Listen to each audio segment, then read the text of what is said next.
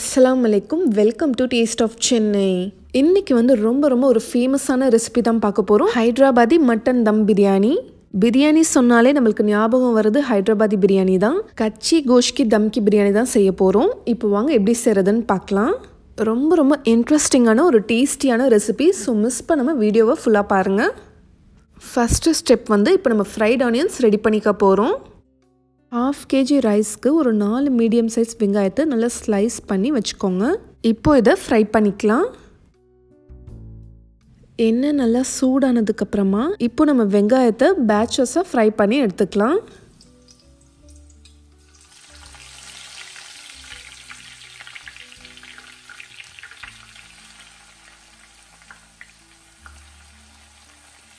வெங்காயத்தை ரொம்ப கேர்ஃபுல்லாக ஃப்ரை பண்ணணும். கொஞ்சம் கருகுனாலும் டேஸ்ட் வந்து நல்லா இருக்காது. அப்புறம் பிரியாணி வந்து ரொம்ப கசக்கும். கொஞ்சம் லைட் கோல்டன் ப்ரௌன் வர ஸ்டேஜ்லேயே நம்ம எடுத்துடணும். எடுத்ததுக்கப்புறமா இன்னும் கொஞ்சம் கலர் வந்துடும். ஸோ இது ஃப்ரை பண்ணும்போது நம்ம பக்கத்துலேயே நின்று பொறுமையாக ஃப்ரை பண்ணுங்கள். இன்னும் இது கொஞ்சம் கிறிஸ்பி ஆகட்டும், அதுக்கப்புறம் எடுத்துடலாம். இப்போ பாருங்கள், நல்ல கோல்டன் ப்ரௌன் கலருக்கு வந்துருச்சு. இப்போ இதை எடுத்துடலாம். இதே மாதிரி எல்லா வெங்காயத்தையும் ஃப்ரை பண்ணி ரெடி பண்ணி வச்சுக்கோங்க.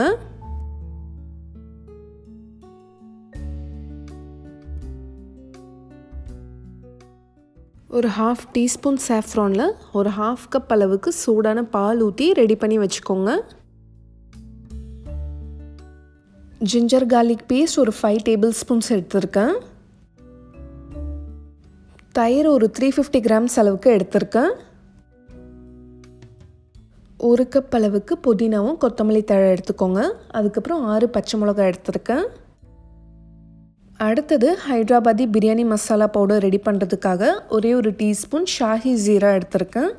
2 பெரிய பீஸ் பட்டை எடுத்திருக்கேன். அதுக்கப்புறம் ஒரு 6 பீஸ் கிராம்பு எடுத்திருக்கேன். ஒரு 10 பீஸ் ஏலக்காய் எடுத்திருக்கேன். இது வந்து மிக்சி ஜாரில் போட்டு நல்லா ஒரு ஃபைன் பவுடரை அரைச்சிக்கோங்க. இது வந்து ரோஸ்ட் பண்ணணுன்ட்டு அவசியம் இல்லை, அப்படியே நம்ம ஃபைன் பவுடரை அரைச்சிக்கலாம். ஸோ பிரியாணி மசாலா இப்போ அரைச்சாச்சு. அடுத்தது மிளகாய் தூள் ஒரு 1 டேபிள் ஸ்பூன் எடுத்திருக்கேன். மஞ்சள் தூள் ஒரு 1/2 டீஸ்பூன். மல்லித்தூள் நான் சேர்க்கலை, நீங்கள் சேர்க்குறதா இருந்தால் 1 டேபிள் ஸ்பூன் சேர்த்துக்கோங்க. இந்த கரம் மசாலா வந்து ஹோல் ஸ்பைசஸ் நம்ம அப்படியே சேர்க்க போகிறோம். இது எப்போ சேர்க்கணுன்னு நான் சொல்கிறேன்.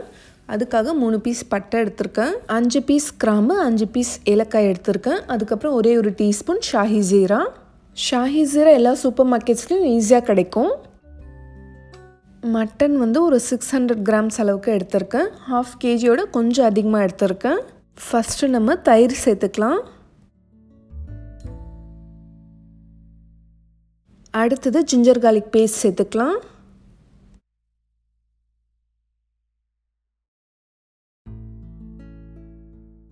தேவையான அளவு உப்பு சேர்த்துக்கோங்க. ஹைதராபாதி பிரியாணியில் வந்து ஜாஸ்தி மசாலாலாம் கிடையாது, ஏன்னா இதில் நம்ம தக்காளி கூட சேர்க்க போகிறதில்ல. அதனால் உப்பும் காரமும் கரெக்டான அளவு சேர்த்துக்கோங்க, அப்போ தான் டேஸ்டியாக இருக்கும். மஞ்சள் தூள் சேர்த்துக்கலாம். மிளகாய் தூள் சேர்த்துக்கோங்க. நம்ம கரம் மசாலா அரைச்சோம் இல்லையா, அதுலேருந்து 2 டீஸ்பூன் சேர்க்குறேன்.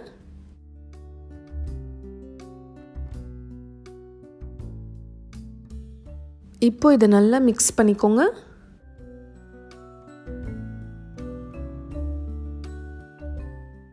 இப்போ புதினா, கொத்தமல்லி, பச்சை மிளகாயும் சேர்த்துடலாம்.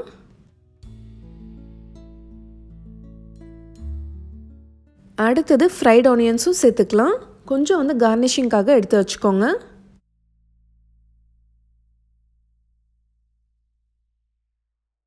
லெமன் ஜூஸ் சேர்த்துக்கோங்க.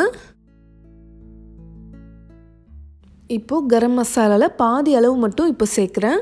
3 பீஸ் கிராம்பு, 3 பீஸ் ஏலக்காய், 2 பீஸ் பட்டை, அதுக்கப்புறம் ஒரு 1/2 டீஸ்பூன் அளவுக்கு ஷாஹி ஜீரா. இப்போது சாஃப்ரான் மில்க்லேருந்து ஒரு 2 டேபிள் ஸ்பூன் இப்போ சேர்க்குறேன். ஆயில் வந்து ஒரு 60 ml சேர்க்குறேன். நம்ம ஆனியன்ஸ் ஃப்ரை பண்ணோம் இல்லையா, அதே ஆயில் தான் நான் சேர்க்குறேன். இப்போது இதை நல்லா மிக்ஸ் பண்ணிக்கலாம்.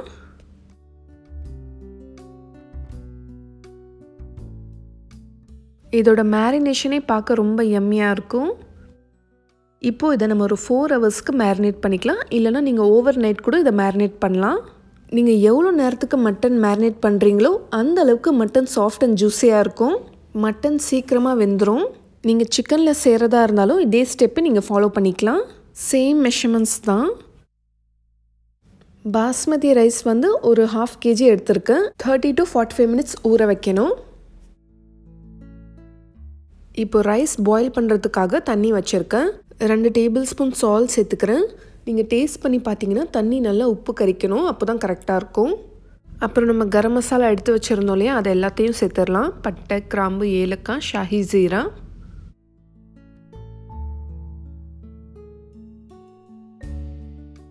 அப்புறம் கொஞ்சமாக கொத்தமல்லி தழையும் புதினாவும் சேர்த்துக்கோங்க. 2 பச்சை மிளகாய் சேர்க்குறேன். நம்ம ஆனியன்ஸ் ஃப்ரை பண்ணோம் இல்லையா, அந்த ஆயிலேருந்து 1 டேபிள்ஸ்பூன் சேர்க்குறேன். இப்போ தண்ணி நல்லா கொதிக்கட்டும். இந்த ஃப்ளேவர்ஸ்லாம் தண்ணியில் நல்லா இறங்கணும்.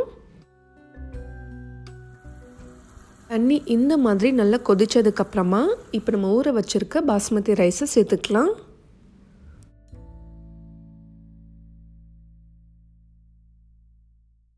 இப்போ ரைஸை கரெக்டாக ஒரு 5 மினிட்ஸ்க்கு மட்டும் பாயில் பண்ணணும். ஜஸ்ட் ஒரு 60% அளவுக்கு குக் ஆகிருந்தால் போதும். ரொம்ப நேரத்துக்கு வேக வச்சிங்கன்னா பிரியாணி அப்புறம் உங்களுக்கு உதிரியாக கிடைக்காது. ஸோ இது ரொம்ப ஒரு இம்பார்ட்டண்ட்டான ஸ்டெப். ஸோ பார்த்து கேர்ஃபுல்லாக பண்ணுங்கள். ரைஸ் பாயில் ஆகும்போது இதை விட்டுட்டு வேறு எந்த வேலையும் பார்க்காதீங்க. இதில் நம்ம ரொம்ப கான்ஷியஸாக இருக்கணும். இப்போ செக் பண்ணி பார்க்கலாம். ரைஸ் வந்து உங்களுக்கு பார்க்குறதுக்கு வேகாத மாதிரி தெரியும், பட் நம்ம தம்மில் வைக்கும்போது கரெக்டாக குக் ஆகிட்டு வந்துடும். இப்போ இதை வடிச்சிடலாம்.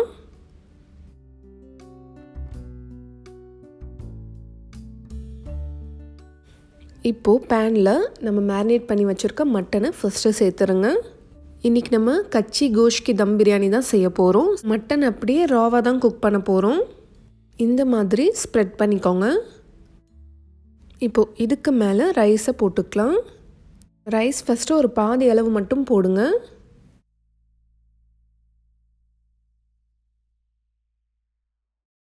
இப்போது இதுக்கு மேலே கொஞ்சமாக புதினா கொத்தமல்லி தழை சேர்த்துக்கோங்க.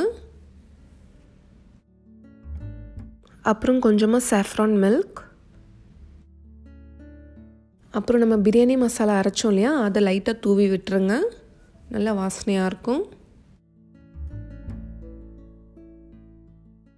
இதுக்கு மேலே ஒரே ஒரு டேபிள் ஸ்பூன் கீ சேர்த்துக்கோங்க. திரும்ப ஒரு லேயர் ரைஸ் சேர்த்துக்கலாம்.